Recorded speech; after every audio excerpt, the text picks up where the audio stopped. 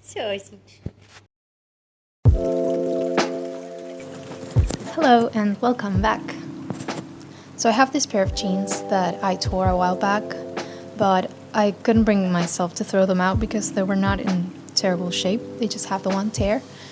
And I also have been wanting to try a technique called cyanotype for a while, and the fabric of the jeans is light, so I thought maybe this would be the perfect chance to try this technique and also get a few more uses out of the pants before they're just completely useless. So in this video I'm going to try this technique and I hope you enjoy.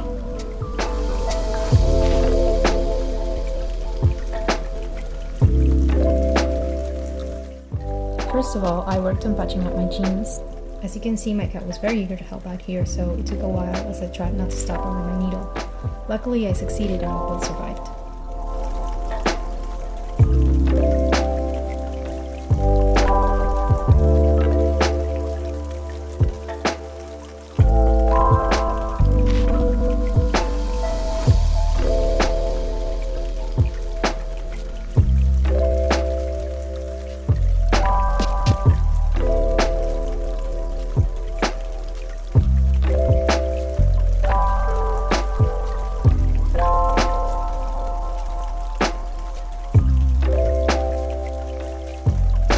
Just kidding, we are discussing the goggles because safety comes first and the solutions we're working with can damage your eyes. So as a precaution, I decided to wear my swimming goggles because I do not own actual protective gear.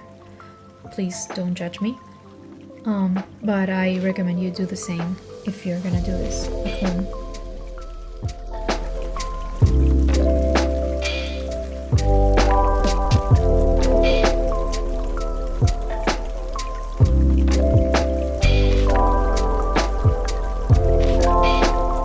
Now, to give a little bit of context on what I'm doing here, before I actually jumped headfirst in the pool, I wanted to try the reaction in a small area of the fabric I was using.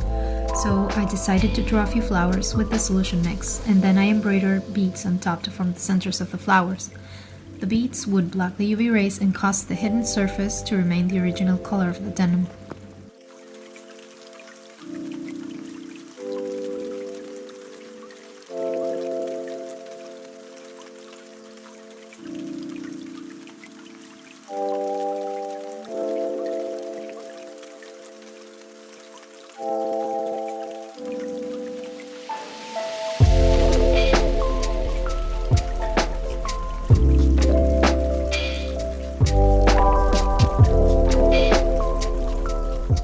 Sadly, the flowers turned out more like blobs as the liquid expanded in the fabric completely out of the blue, pun intended. So I did end up embroidering the shape of the flowers themselves too. Then I took the jeans outside to see if the reaction would occur, and it did. After washing the dyed fabric thoroughly and letting it dry, I removed the thread and the beads to reveal these pretty flowers. I was so excited to see that it worked.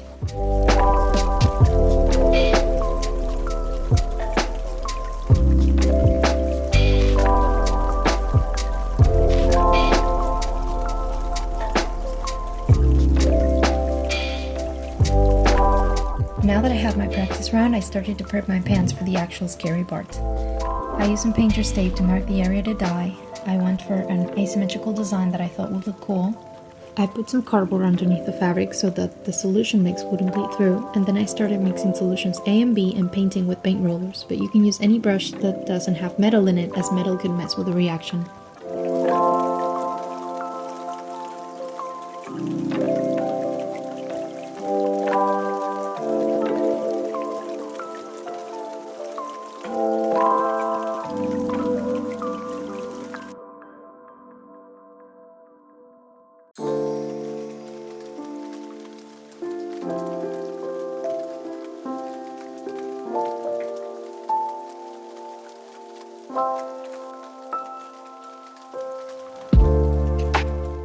Okay, while I paint, let's check what we're actually doing here.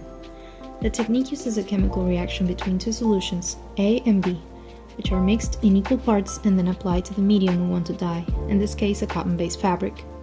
The surface is then exposed to the sun, producing a blue tint where the UV hits the fabric. Solution A is ferric ammonium citrate and solution B is potassium ferricyanide. When the former is exposed to UV radiation, it is reduced to ferrous iron, which then reacts with the potassium ferricyanide, aka solution B, to form ferric ferrocyanide. That was hard to say. Which is Prussian blue. That was easier.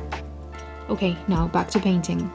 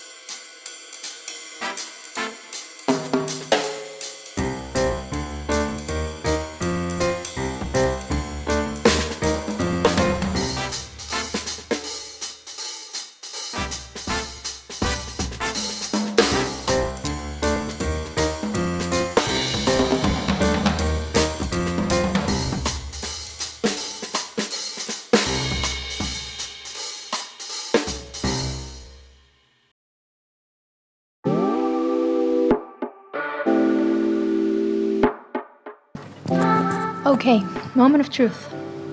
I'm going to take my pens outside in the sun and we're gonna see if the reaction happens or if it was all for nothing.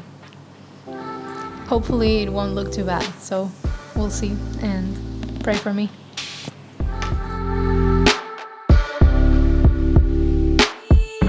I tried to find leaves with intricate designs that would provide visual interest and texture. I did one pin leg at a time and I used a piece of glass to prevent the leaves from flying away. After leaving the jeans in the sun for a bit, I rinsed them off and left them to dry.